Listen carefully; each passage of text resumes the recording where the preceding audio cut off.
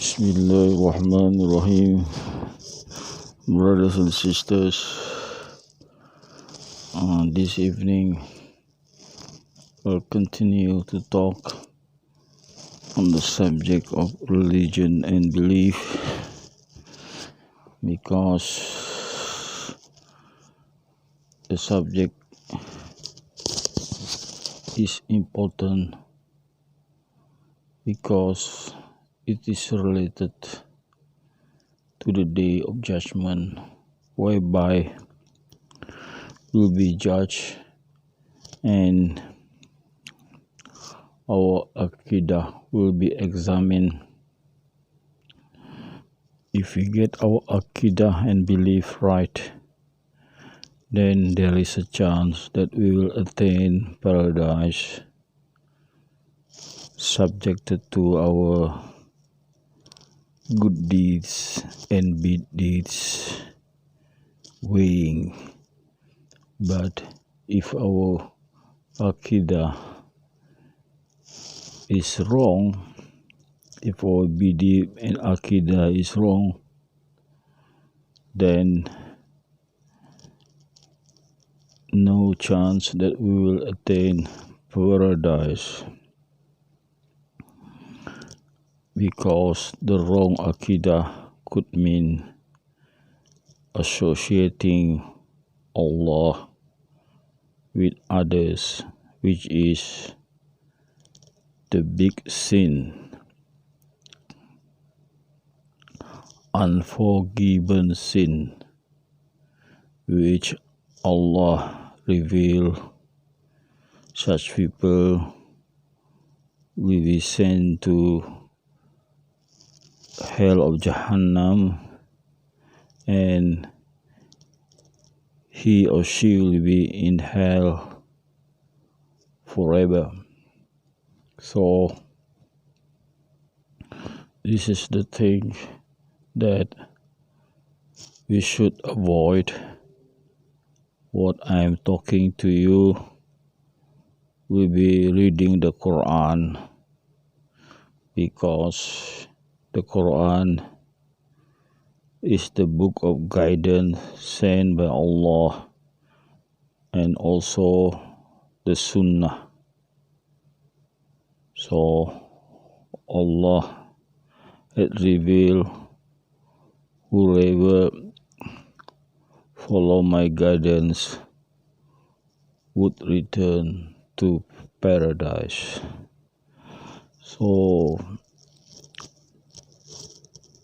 brothers and sisters, let us recast what I talked yesterday, or the day before. Or let's see.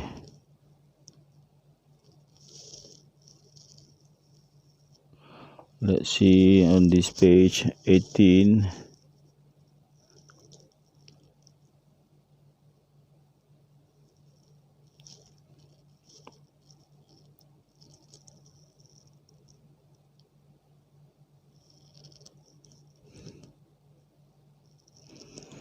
And notice sentence 118.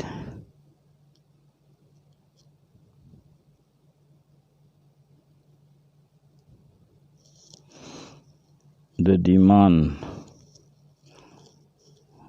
of the unbelievers who had not given knowledge, saying their wish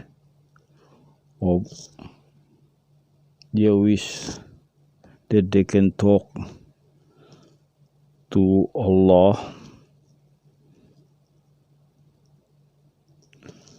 to ask for the truth of the Prophet Muhammad sallallahu alaihi wasallam.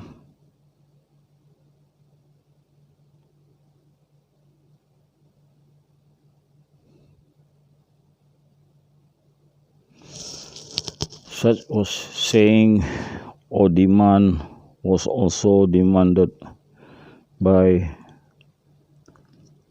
the people that had lived before or years ago.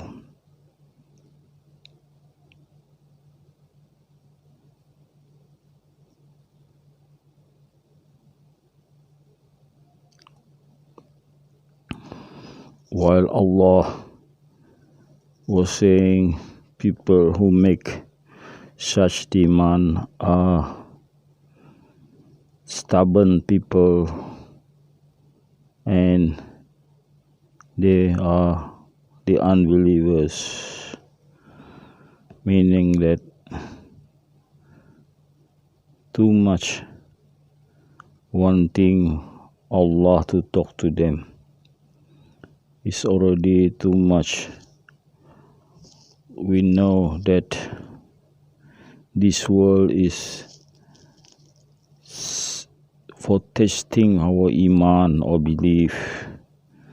So this is like they are asking too much, and Allah was saying they are unbelievers and they are stubborn people.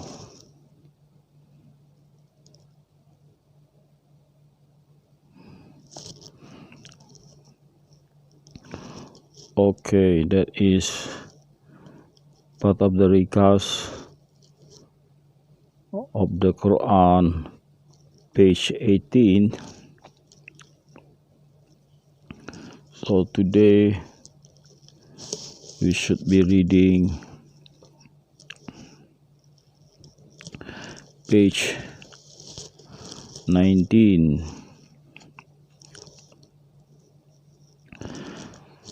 To get the barakah of this evening, let me read in Arabic the first sentence on this page, sentence 120. It ends up with sentence 126. Bismillahirrahmanirrahim. وَلَنْ تَرْضَى عَنْكَ الْيَهُودُ وَلَا النَّصَارَى حَتَّى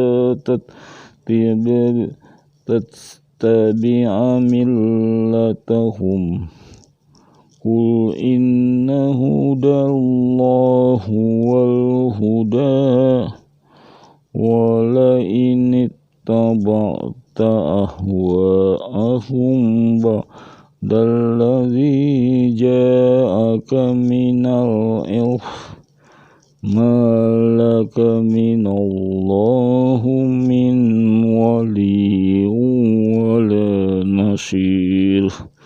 Sadaqallahul Azim. Okay, brothers and sisters, let's see the meaning of the sentences on this page.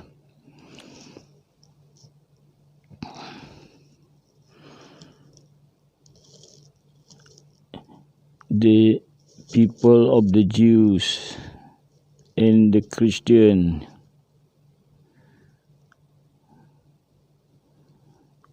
would not be at all be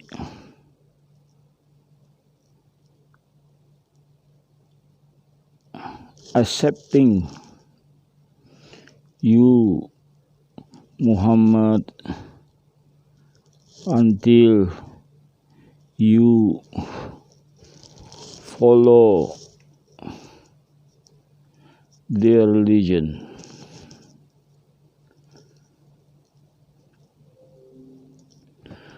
Meaning that the people of the Jews and the Christian would look the Prophet Muhammad sallallahu alaihi wasallam is their enemy,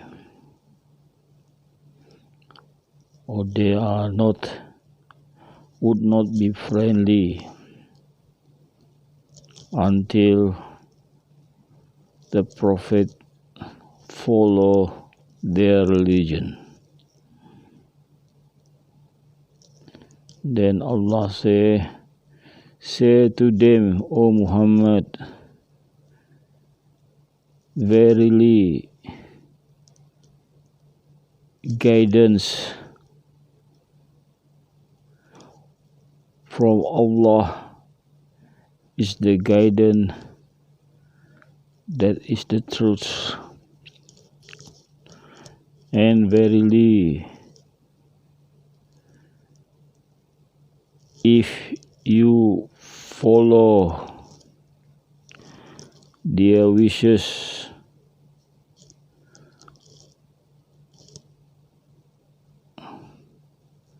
after the revelation had come to you and the knowledge of the truth, then you will not get protection from Allah and help from Allah. So this sentence, Allah is warning Prophet Muhammad sallallahu alaihi wasallam of losing protection and help if Prophet Muhammad had followed the wishes of the Jews and the Christian.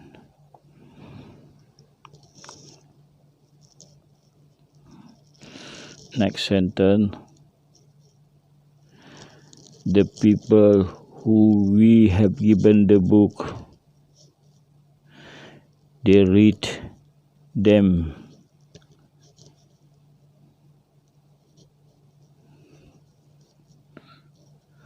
with earnest reading,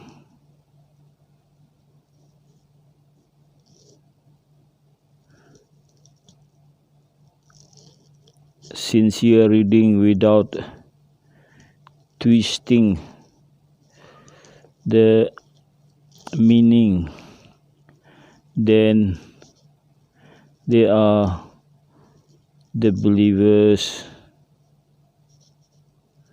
And whoever are against the book, then they are the people who are at loss.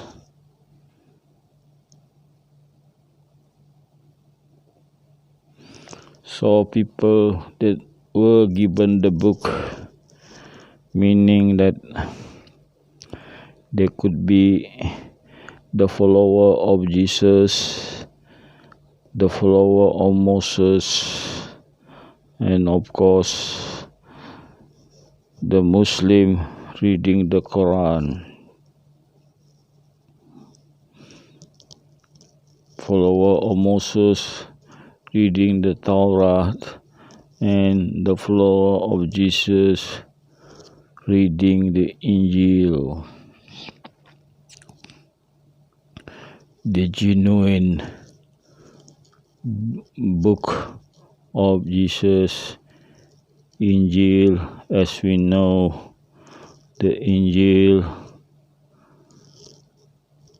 should be written by the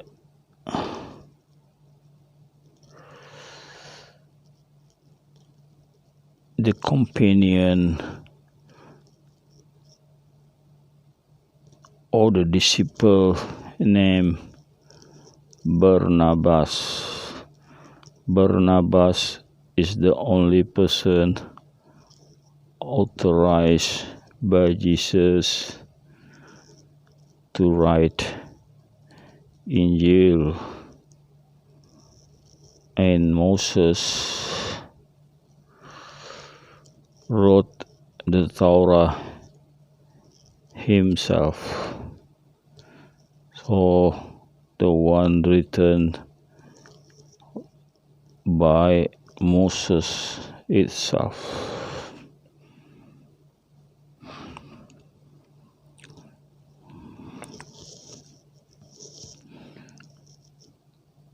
Next sentence. O the children of Israel, remember our favor that we have given to you. I have given to your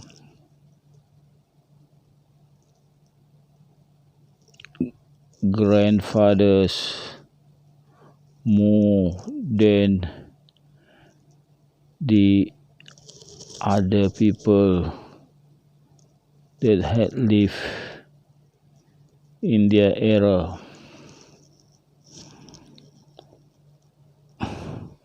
So these favors were mostly on the Allah forgiving their sin, not only once but a few times that they had committed sin, but then they were given chance to repent and then were forgiven.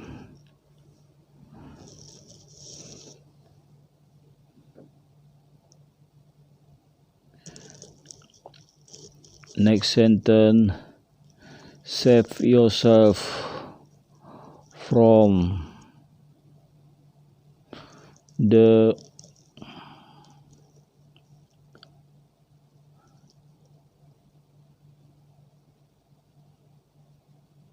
trouble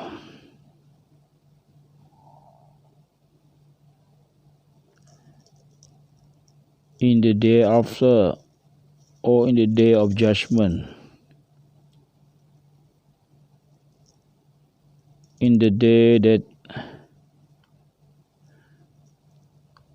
no one can help the others and the sacrifice would not be accepted,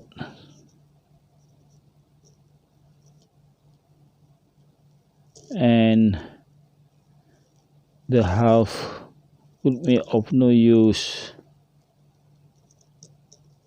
and the people who had done wrong would not be given help.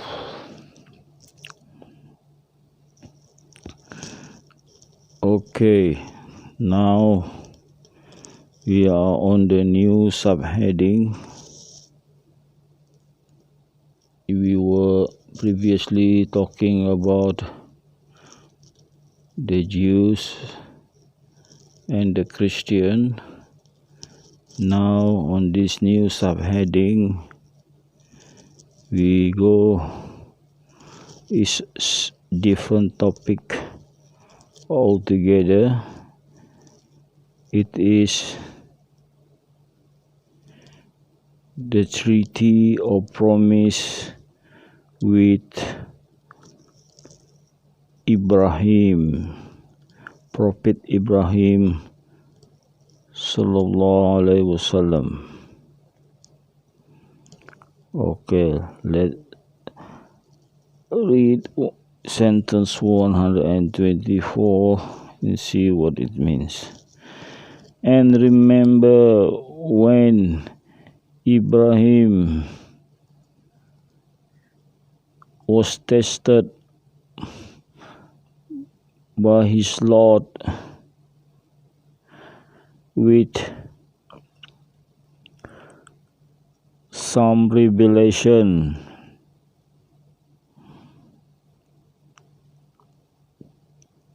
what is being ordained and what was being forbidden. Then Ibrahim fulfill it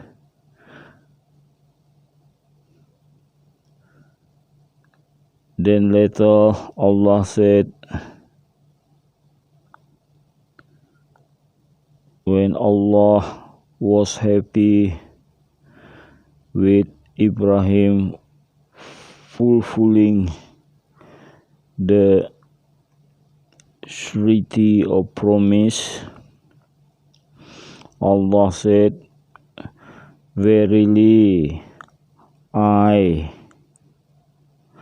assign you as Imam. So Imam here means leader to mankind. Then Ibrahim asked from Allah with saying, "Oh my God, make my descendant also as leaders." Allah said,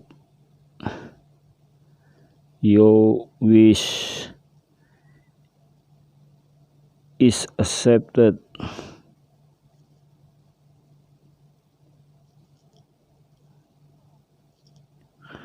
And my promise would not reach the people who are cruel. Okay, to me this one is important because Ibrahim has a descendant, a major prophet, Muhammad sallallahu alaihi wasallam is the leader of mankind.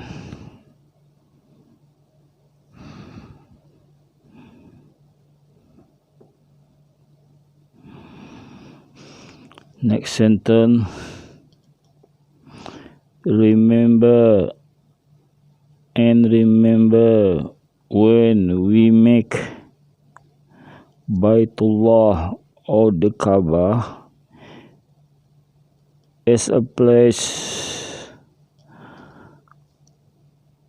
for people to go to gather to perform the Hajj, the place that is peaceful, and make Maqam Ibrahim as a place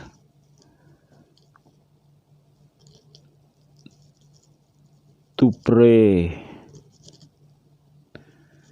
Then we ordain to Ibrahim and Ismail with the Allah saying, keep my house clean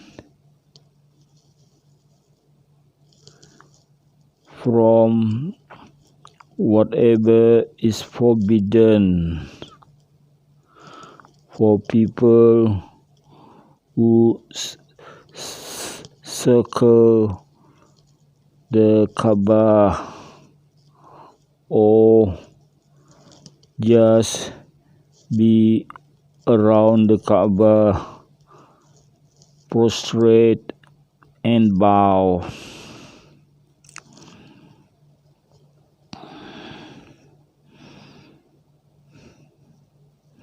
So next sentence, remember when Ibrahim supplicated and say, oh my God, make this place Mecca a country that is peaceful and make this place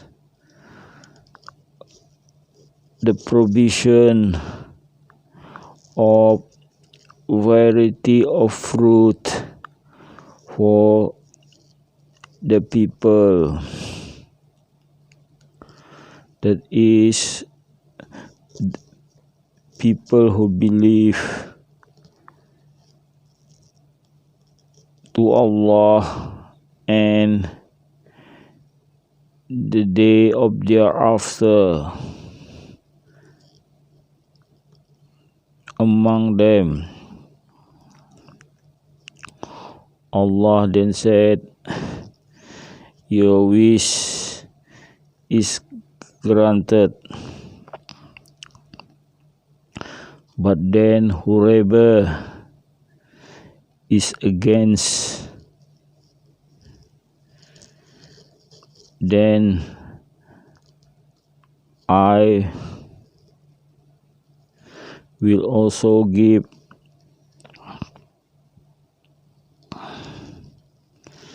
the provision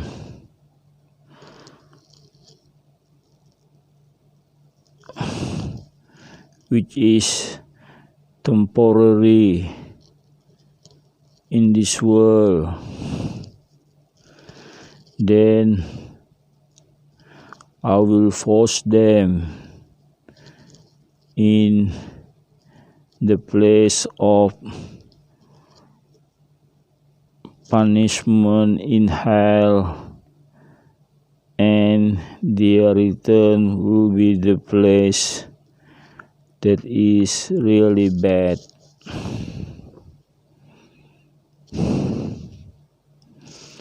So there is a contrast. People who believe and people who don't believe. People who don't believe will also enjoy the provision in this world, but the nature is temporary only.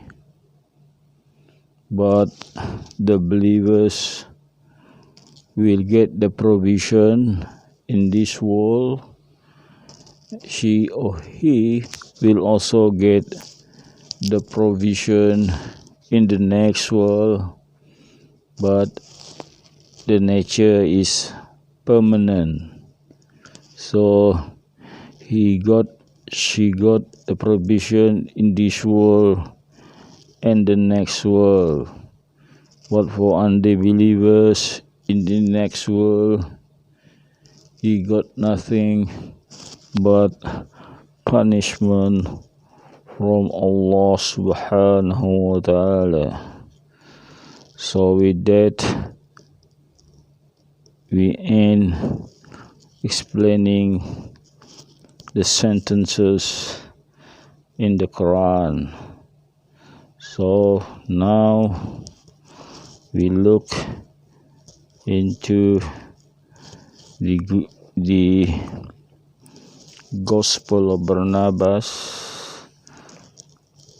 Let's see what I have on the printed copy of the Gospel.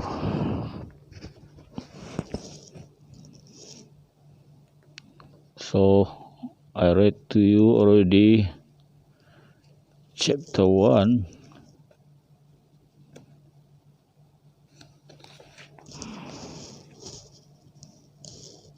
I think chapter 5. I think I'll continue chapter 5, chapter 6, chapter 7, maybe up to chapter 9 on these 2 pages of the Gospel of Barnabas. Bismillahirrahmanirrahim. So the last chapter we had read was chapter 5 on the circumcision of Jesus.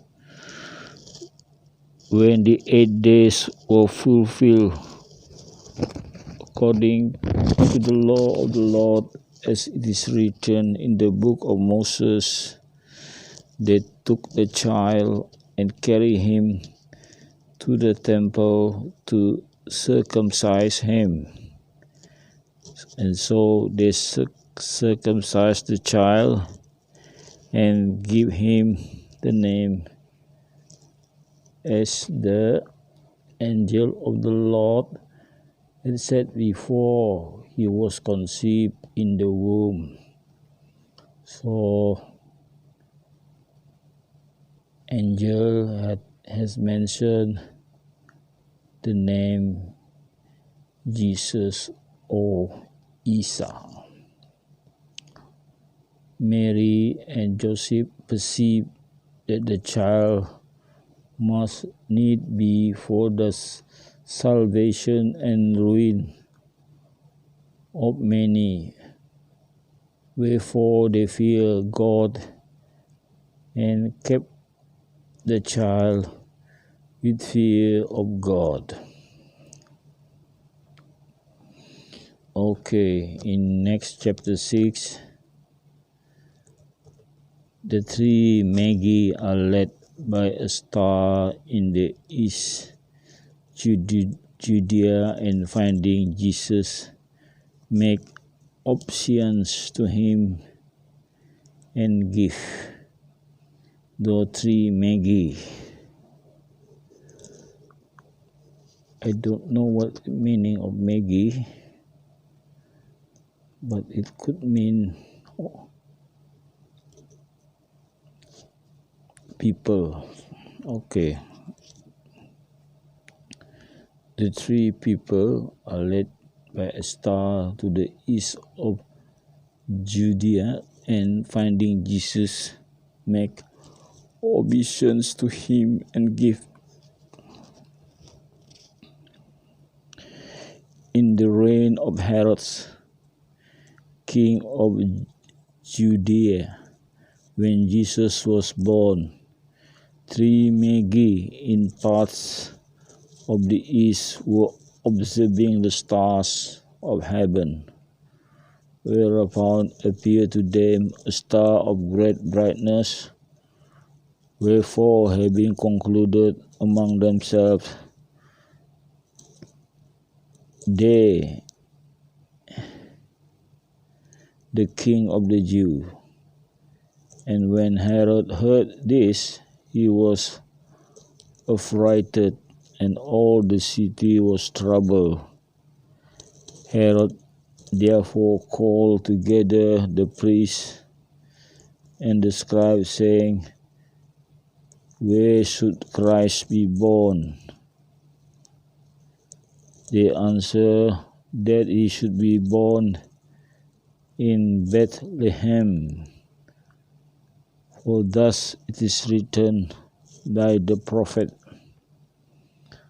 And thou, Bethlehem, art not little among the princes of Judah, for out of three shall come forth a leader, who shall lead my people Israel. Herod accordingly called together the Magi and asked them concerning their coming, who answered, they had seen a star in the east, which had guided them thither. Therefore they wished with gift to worship this new king manifested by the star. Then said Herod, Go to Bethlehem and search out with all diligence concerning the child, and when you have found him, come and tell me, because I would fain come and worship him. This he spake deceitfully. So this Herod is the king in that area. He is afraid. He felt threatened with the birth of Jesus, and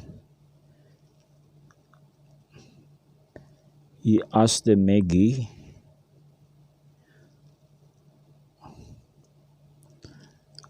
where about Jesus would be born, and the Magi was telling Herod will be at Bethlehem, as they were guided by the stars, because they see the bright stars, and below it is the city of Bethlehem. But then Herod ordered the Magi to look for this newborn baby, but Herod lied to them by saying he would come and worship him, which is a lie, meaning that Herod would like to kill Jesus. So let's see what is the chapter 7 says. The visitation of Jesus by Magi and their return to their country with warning of Jesus given to them in a dream. The Magi therefore departed out of Jerusalem, and lo, the star which appeared to them in the east went before them. Seeing the star, the Magi were filled with gladness. And so, having come to Bethlehem outside the city, they saw the star standing still above the inn where Jesus was born. Magi therefore went thither, and entering the dwelling, found the child with his mother. Bending down, they did obeisance to him. And Magi presented unto him spices with silver and gold, recounting to the virgin all they had seen. Whereupon, while sleeping, they warned that by the child not to go to Herod. So departing by another way, they returned to their own home, announcing all they had seen in Judea.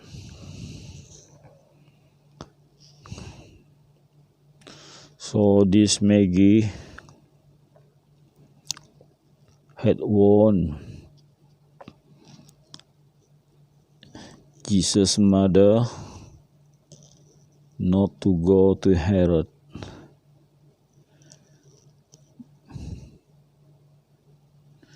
Because Herod had tricked by saying he would worship the newborn baby,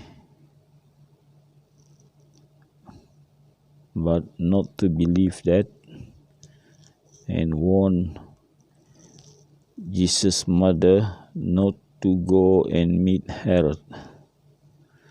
So let's see what is the next chapter. Herod, seeing that the Magi did not return, believed himself mocked of them. Whereupon he determined to put to death the child that was born. But behold, while Joseph was sleeping, there appeared to him angel of the Lord, saying, Arise up quickly, and take the child with his mother, and go into Egypt, for Herod wills slay him. Joseph arose with great fear and took Mary with the child, and they went to Egypt. There they abode until the death of Herod, who, believing himself derided of the Magi, sent his soldiers to slay all the newborn children in Bethlehem. The soldiers therefore came and slew all the children that were there, as Herod commanded, whereby were fulfilled the words of the prophet, saying, lamentation and great weeping are there in Ramah.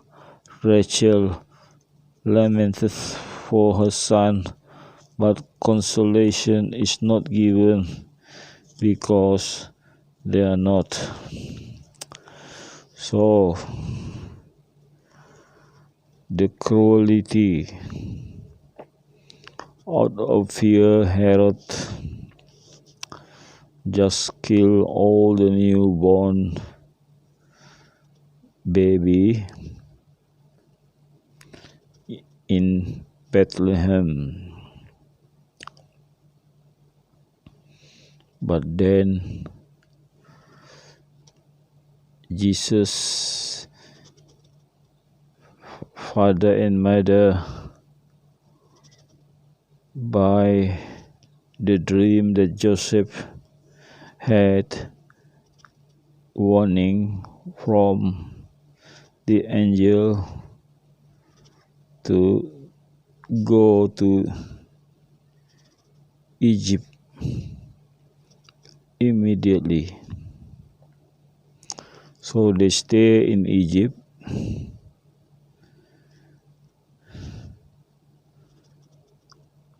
I don't know whether Egypt was still were under Roman at the time, but Egypt is a big place, so they can just hide, because Herod is not the king of Egypt, so there must be another king in Egypt, not Herod.